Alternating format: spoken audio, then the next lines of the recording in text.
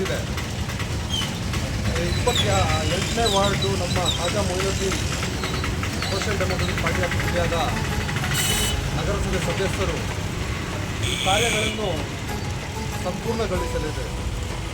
ತಮ್ಮೆಲ್ಲರಿಗೂ ಗೊತ್ತಿರಬೇಕು, ಈ ಒಂದು ಒಳ್ಳೆಯ ಕಾರ್ಯ ಸುಮಾರು 50 ಲಕ್ಷಗಳನ್ನು ವೆಚ್ಚದಲ್ಲಿ ಈ ಕಾರ್ಯಗಳನ್ನು ನಿರ್ವಹಿಸುತ್ತಿದ್ದಾರೆ.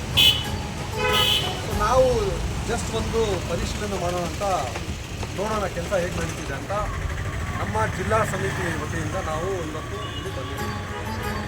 ಮೊದಲನೇದಾಗಿ ನಾನು ನಮ್ಮ ಖಾಜಾ ಮೊಯಿನುದ್ದೀನ್ SDPIಯ 28ನೇ ವಾರ್ಡಿನ ನಗರಸಭೆ ಸದಸ್ಯರು ಏನಿದ್ದಾರೆ ಅವರಿಗೆ ಅಭಿನಂದನೆಗಳು